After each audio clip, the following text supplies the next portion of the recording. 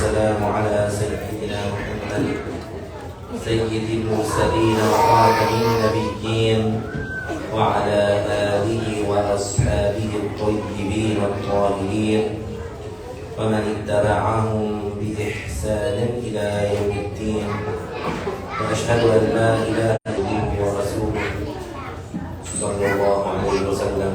اللهم لا سهل إلا ما جعلته سهلا وأنت يا حي يا قيوم تجعل الحزن إذا شئت سهلا. اللهم ذكرنا ما نسينا وعلمنا ما جهلنا وانفعنا بما علمتنا وزدنا علما. اللهم إنا نعوذ بك من حال. For all the blessings that He gives, let us ask Allah to raise the rank of our beloved Prophet Muhammad sallallahu alayhi wa sallam and to protect His. And I testify that Muhammad sallallahu alayhi wa sallam is His final prophet and messenger. Remind ourselves to have a sincere intention for the sake of Allah. Continuing with the second category of apostasy, we're on page 21 of the Twayba Books edition of the summary of Abdullah al-Hawari. The second category of apostasy is actions, such as prostrating to an idol, the sun or the moon, whether or not one intended to worship them. So if somebody makes sujood to a statue, to an idol, they blaspheme, whether or not they intended to worship it. If someone makes sujood to the sun, they blaspheme whether or not they intended to worship it. If somebody makes sujood to the moon, they blaspheme whether or not they intended to worship it. La segunda categoría de apostasía es las acciones apóstatas, tal como postrarse a un ídolo, el sol o la luna, o postrarse a cualquier otra creación con el propósito de adorarla. Entonces, si una persona se postra a un ídolo, esa persona sale del Islam, aunque esa persona no tenga la intención de adorar a ese ídolo. Si alguien se postra al sol, esa persona sale del Islam, aunque esa persona no tenga la intención de adorar al sol. Si una persona se postra a la luna, esa persona sale del Islam, aunque esa persona no tenga la intención de adorar la luna. O cualquier otra creación con el propósito de adorarla. The author said, prostrating to a human out of worshiping him, like the prostration of some ignorant people to some fraudulent Sufis out of worshiping them. However, if this prostration is not out of worshiping them, then it is kufr, then it is not kufr, but sinful. So when it comes to the human being, there's details involved. If someone makes sujood to a human, but without the intention of worshiping that human, then that person does not blaspheme. Like some people that claim to be Sufis, they surround their sheikh and they make sujood to that sheikh. This is forbidden in the laws revealed to Prophet Muhammad sallallahu alaihi wasallam. In the previous nations, this was something that was allowed. So the angels prostrated to Prophet Adam alayhi salam out of salutation and respect, not out of worship. And the parents of Prophet Yusuf and his 11 brothers, they made sujood to him also out of honoring and respect and salutation, not out of worshiping. So that was permissible in the previous nations. But in our law, it is forbidden, haram, to prostrate to a human. And this is because of the hadith that Mu'adh ibn Jabal, this great companion, he had been traveling through the lands of Asham. And then in that land, or those areas, which is present-day Jordan, Palestine, Syria, Lebanon, parts of Turkey, in those times was controlled by the Romans.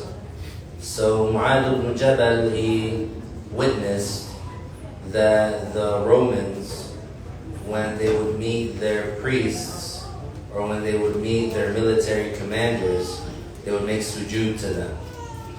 So when Mu'adh ibn Jabal, he returned to the Arabian Peninsula and he met the Prophet ﷺ again, and after not seeing him for a while, he made sujood to the Prophet ﷺ. So the Prophet ﷺ, he asked Mu'adh ibn Jabal, what is this?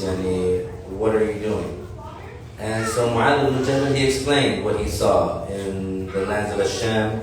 And he said to the Prophet ﷺ, you're more deserving of that gesture of respect than those Romans, because they're kuffar and you're the Prophet ﷺ. So Mu'adh ibn Jabal was making sujood to the Prophet ﷺ out of respect and salutation, obviously, not out of worship. So the Prophet ﷺ, he asked him what he was doing, he explained, and the Prophet ﷺ said, لا تفعل.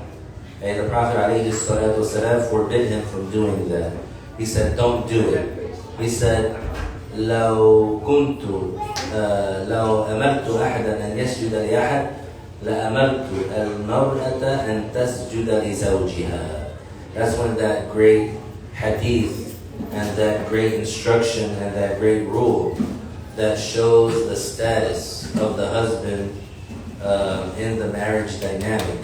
The Prophet ﷺ told Mu'adh, he said, don't do it. And he said, don't make sujood to me out of respect or salutation. He said, had I ordered anyone to make sujood to another, I would have ordered the woman, the wife, to make sujood to her husband. Now why did the Prophet ﷺ say that? And to teach his nation the status of the husband within the marriage dynamic. That this is the type of vibe, the type of way that the wife should treat the husband, the type of, the perspective where she should be coming from, the approach that she should be using. One of respect, one of esteem, one of reverence, one of like a subject to a king, and not like, for example, a boss to an employee. The wife shouldn't approach the husband like the way that the manager approaches the employee. Hey, do this. Hey, do that. Hey, what's this? Hey, what's that? Hey, why did you do this? Hey, why did you say that? Hey, what time did you come home last night? Because that's not the dynamic. The dynamic is the one who makes sujood to the other, and the one who submits to the other, like a subject to a king. So nobody goes to the king and says, hey, why did you sit here? Why did you wear this? Why did you say that? Why did you say this? They say, oh king, would you be so kind to explain why you said this? Oh king, would you be so kind to explain where were you? Oh king, can you explain to me and help me understand your decision? Right? They don't come and say, hey, what did you do? Or why did you say this? Or this or that. So that's to teach us the dynamic, the approach. So, but it does not mean that the wife is like a slave to the husband. It just means that the way that the wife should approach the husband is like the way that a subject approaches the king. In that way. And in a way of gently and smoothly, and in a way of requesting and asking, not demanding and ordering, right? Because the wife is not like the mother. If your mother, even if you're a grown man, even if you're 40 or 50 or 60, and your mother tells you, what are you doing? Do this, do that. You obey your Muslim mother, because that's your mother. But the wife is not like the mother. So the wife should not speak to the husband like a mother speaks to their son or their child. So that's the teaching there with that dynamic. So for the prostration to a human, it is details. It would only be blasphemy if the one who makes sujood to another human has the intention of worship. So in that case, we look at the intention. If the person is making sujood to an idol or the sun or the moon or the fire or the devil, then we don't look at the intention. We judge that person as a kafir right away without seeking the intention. Dice el autor, en cuanto postrarse a un ser humano con el fin de saludarlo es pecado en nuestra ley, Shara. Sin embargo, era permitido en la ley de los profetas anteriores, como la postración de los ángeles para Adam, cual era para saludarlo. En cuanto a postrarse a un ídolo, el sol o la luna, absolutamente es blasfemia. Similarmente, blasfemia absoluta es la postración para el diablo hecho por alguna gente que aprende brujería. Entonces, si alguien se postra a un ser humano, aquí hay un detalle. Aquí solamente juzgamos a esa persona como blasfemador si tenía la intención de adorar. Pero si no tenía la intención de adorar, solamente tenía la intención de saludar, eso no sería blasfemia. The author said, the third category of apostasy is sayings, which are too numerous to be counted. Some examples are to say to a Muslim, O kafir, non-Muslim, O Jew, O Christian, or O you without religion, meaning by that the religion of the addressed person is kufr, Judaism, Christianity, or not a religion, but not if it was said with the purpose of likening him to those non-Muslims. And here it's a clear issue. Sometimes a Muslim, he acts in a way that is similar to the way that a Christian acts, or to the way that a Jew acts, or to the way that someone who doesn't have a religion acts. So if that's the case, and there was another Muslim that wanted to insult him or criticize him, like for example, it's known about the Jews that they're stingy. So if there was a Muslim who was being very stingy, and so he told him, "Oh Jew," meaning you're acting like a Jew, then in this case, we don't judge him as a blasphemer, the one who said that, because he is comparing him, or he is saying he is like a Jew. He's not really saying he is a Jew. Because if he was being literal and saying he is a Jew, then in that case, it's as if he's calling Islam Judaism. And so that's why he would blaspheme in that case, because he's calling Islam blasphemy, because Judaism is blasphemy. So same thing with the other examples. But in the case where he calls a Muslim a kafir or a Jew or a Christian with the meaning of you're acting like a kafir or you're similar to a kafir, this is haram to do, because it's insulting the Muslim, and it's haram to insult the Muslim. Dice el autor, la tercera categoría de apostasía incluye los dichos apóstatas, cuales son demasiados para ser contados. Algunos ejemplos son decirle a un musulmán, blasfemador, cristiano, judío o tú sin religión, queriendo decir que la religión de la persona a quien se dirige es blasfemia, judaísmo, cristianismo o no es religión. Sin embargo, si uno dice tales palabras a un musulmán con el propósito de solo compararlo en su comportamiento a aquellos que no son musulmanes, entonces esto no es blasfemia, pero sí es pecado, porque es insultar a un musulmán.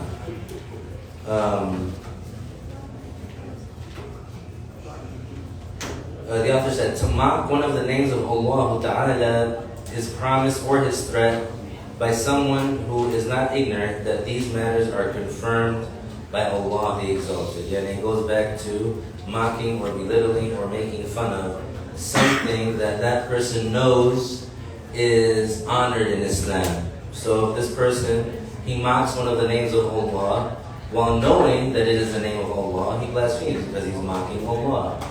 If he mocks the promise of Allah, which is what? Paradise. The promise of Allah is paradise. So if someone mocks that promise, knowing, and if someone mocks paradise, knowing this is the promise of Allah, then they blaspheme, because they're mocking the promise of Allah. So essentially they're mocking Allah. Or His threat. The threat of Allah is the punishment in the hereafter. So if someone mocks that, knowing that this is God's threat, then they blaspheme as well, because it's as if they are mocking Allah. So if the person doesn't know, for example, that such and such thing is the threat of Allah, and he mocks it, in that case he does not blaspheme, because he did not know that is God's threat. So it comes down to, does that person know that this is something that is attributed to Allah, that is the threat of Allah or the promise of Allah? If that's the case, then he blasphemes. If he did not know, then he does not blaspheme. Burlarse de uno de los nombres de Allah Ta'ala, su promesa, su amenaza, aún sabiendo que estas cuestiones han sido atribuidas a Él, subhana. Entonces, si alguien sabe que tal y tal recompensa es la promesa de Allah, que Allah prometió tal y tal recompensa para el musulmán, y la persona se burla de eso, entonces sale del Islam. Y también si alguien sabe que tal y tal asunto es una amenaza de Allah y se burla de ella, también sale del Islam. The author said, to say if Allah ordered me with such a matter, I would not do it, or to say if the Qibla was at a specific direction, I would not pray towards it, or to say if Allah gave me paradise, I would not enter it, out of belittlement or demonstrating obstinacy in all these cases. And obstinacy, mocking, belittling as well. No. No.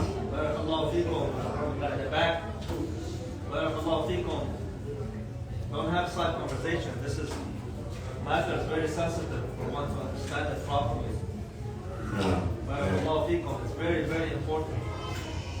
No, and also, if you remind that the judgment is that to disturb a session of knowledge is forbidden. To disturb a Muslim that's praying, even by reciting Quran, is forbidden. To disturb a Muslim that is sleeping, even if you're praying next to him, is forbidden. So definitely disturbing a session of knowledge would be forbidden. So if because of, let's say, a side conversation that you're having, the person that is around you is having trouble concentrating, then you're committing a sin. So barakallahu feek for that announcement. So this example that the author mentioned here is to say, if Allah ordered me with such a matter, I would not do it, or to say if the Qibla was at such a specific direction, I would not pray towards it, or to say if Allah gave me paradise, I would not enter it, out of belittlement or demonstrating mockery in all these cases. That's why it's blasphemy, because the person would be belittling or mocking those things which are honored, basically mocking the order of Allah. Burlarse por desprecio o por obstinación, decir si Allah me ordena hacer tal cosa no la haría, o decir si la Qibla fuera cambiada a otra dirección ya no rezaría hacia ella. Eso sería blasfemia, porque la persona se estaría burlando de la orden de Dios. Entonces, por supuesto, burlarse de la orden de Dios, o por ejemplo rechazar por obstinacia, es decir, ser testarudo o duro de cabeza, eso sería blasfemia, porque esa persona estaría rechazando algo, pues la orden de Dios. Es como si estuviera diciendo, la orden de Dios no tiene valor para mí, o la orden de Dios no tiene importancia para mí, por eso sería blasfemia. Obstinacy means stubbornness. So if the person is as if the person is saying God's order has no value to me, so that's why they would blaspheme. The author said, to say if Allah punishes me for leaving out the prayers despite my sickness, He would be unjust to me. So attributing injustice to Allah is blasphemy, because it's an attribute of imperfection, and it's an insult to Allah to attribute Him with injustice. Decir, si Allah me castigara por dejar los rezos a pesar de mi enfermedad, sería injusto conmigo. Eso es blasfemia, porque es insultar a Dios. Decir que Dios es un tirano, eso es un insulto. To say about an occurrence, this happened without the predestining of Allah. And it's as if they're saying something occurred in this universe without God's will, and that obviously is blasphemy. Decir algo pasó sin la destinación de Allah, porque es como si estuvieran diciendo que algo ocurrió sin la voluntad de Dios, y eso por supuesto es blasfemia. To say, if the prophets or angels or all the Muslims testified before me about something, I will not accept it from them. I don't trust them. They have no credibility. So it's like saying that they're not trustworthy, which would be blasphemy. Decir, si profetas, ángeles o todos los musulmanes testificaran ante mí acerca de algo, yo no lo aceptaría de ellos. Eso sería como decir que esa persona no considera que los ángeles o los profetas o los musulmanes tienen credibilidad. Eso por supuesto sería blasfemia. Porque ¿cómo es que nos llegó la información del Islam? A través de los profetas, a través de los otros musulmanes que vinieron, los imams y los eruditos que enseñaron las enseñanzas del profeta. To say, I will not do something even if it is a recommended matter, sunnah, with the purpose of belittling. So here, and the person has to have the intention of belittling. Like somebody tells him, hey, use the siwak, it's recommended. And that person tells him, with the intention of belittling, he says, I'm not going to do that, even if it is a sunnah, yani with the intention of belittling, that person blasphemes. But if somebody tells him, use the siwak, is sunnah, and the person says, and for example, respectfully, I'm not going to use the siwak, even though I know it's sunnah, he's not intending to belittle, he's just stating, I'm not going to do that recommended matter. But he's not belittling. So in this case, he does not blaspheme. He only blasphemes in the case where he is mocking or belittling the sunnah. Decir, yo no haría tal cosa aunque sea un acto recomendado sunnah con el propósito de burlarse. Entonces aquí, si es con el propósito de burlarse, sería blasfemia.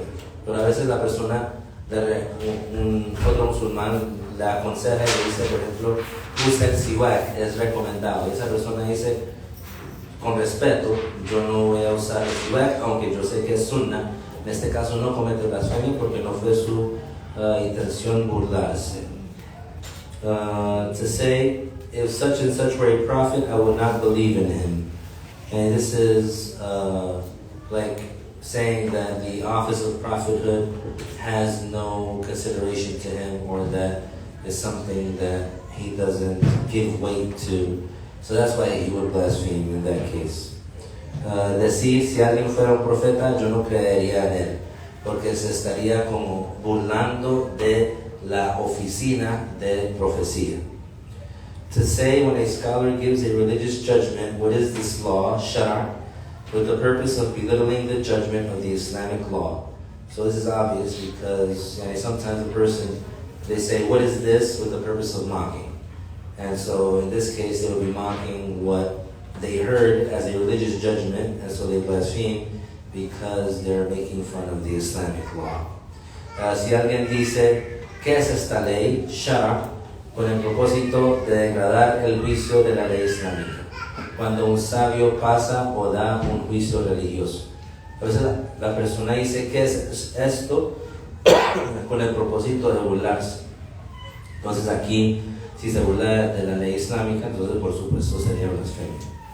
To say, may Allah's dam be upon every religious scholar, intending comprehensiveness. However, if one did not intend to include all the religious scholars, but he meant specific scholars because of what he believes of their corrupt condition, and this statement of his was said within a context which indicates that intended meaning, then one would not become a kafir, non-Muslim, although the utterance of such a statement is not sinless. So here's the simple issue. The issue is, if a person makes a blanket statement, and of course that blanket statement would be contradicting to Islam, then that person will be judged as a kafir for making that blanket statement, except if there is a context that he's referring to, either with his words or with his actions or through the circumstance, that restricts that blanket statement. So here the statement that's given as the example is, may God's damn be upon every religious scholar. Literally, it's known in Islam that the scholars, the Islamic scholars, they have a high status, meaning they're not damned, meaning God gives them blessings, mercy, that they have a high status. On Judgment Day, they'll intercede for some Muslims, so they're not damned. So if someone makes that blanket statement and says, may God's damn be upon all religious scholars, he's contradicting the religion. So he can't say, oh, I only meant any of these bad ones or these specific ones. He can't say that after the fact. There has to be a connecting context that makes that statement not a blanket statement, that makes it restricted. So the example usually that's given is there'll be people talking, having a conversation, a group setting, and they're talking about how these people claim to be scholars and they are giving bad judgments and they're corrupt and they're taking bribes and they're misguiding the Muslims, etc. They're not doing their duty in a certain area, let's say, in a certain country. So then one person in the conversation, he says, may God's damn be upon all religious scholars, but he means those in that place that are corrupt. So here we have the connecting context, which is their conversation about the corruption of those scholars in that area. And that person's intention with his statement was referring to those corrupt ones and not all of them. In that case, he doesn't blaspheme. But it's sinful, it's haram, because the statement is a blanket statement. And what's another example that is something that people hear more often? And it's a blasphemous statement. And when women say, all men are dogs. And when they say all men are dogs, and amongst the prophets are what? Men. And there's men. The prophets are men. So when someone says all men are dogs, and they're saying prophets are dogs, so then that would be blasphemy. So that is a blanket statement. So if a person says that, they can't say, oh, I only meant some men, right? That there has to be a connecting context that makes the statement restricted. If that doesn't exist, then the person is judged as a kafir. If that context does exist, and their intention when they said it was that specific context, then they don't blaspheme, but the statement is haram. And there's another statement that is specific to Arabic-speaking people, where they say al-Arab jarab. So here, also, that is a blanket statement that is blasphemous. It basically means that all Arabs are scabies, which is a blasphemous statement because there's prophets that are of Arab descent as well. So these statements, these blanket statements, if they contradict the religion and there's no context connecting it or restricting it, and that person didn't have that intention when saying it, they blaspheme. So the person has to be careful when they make the blanket statements. They have to be careful. Only when there's a context that restricts the statement and the person intended that restricted meaning, they're saved from blasphemy, but they're not saved from the sin. Is that case clear? No. So we'll stop here for the prayer, right, and dessert, and then we'll continue again. Before that, there's a request to recite Al-Fatiha for one of the sisters in our community that she'll remain anonymous. She is sick right now in the hospital. So we're going to recite Al-Fatiha, that she be cured. And we're going to recite Al-Fatiha for her mother. I'm not sure how to pronounce the name, but the mother of that sister. I have one of my friends. He's very sick in hospital for the last more than half month. We'll make Fatiha for him too. No. And his name is Salim Siddan. Salim Siddan. So we'll recite the Fatiha for him too, and for that sister to be cured. And another sister requested a dua that her son finds a righteous wife for marriage. So we'll make that dua after we recite the Fatiha. And for our beloved sister Jamie, sister Sayyida As'ad al-Hajjah As'ad, that she be cured and alleviated. أعوذ بالله من الشيطان الرجيم بسم الله الرحمن الرحيم الحمد لله رب العالمين الرحمن الرحيم مالك يوم الدين إياك نعبد وإياك نستعين اهدنا الصراط المستقيم صراط الذين أنعمت عليهم غير المغضوب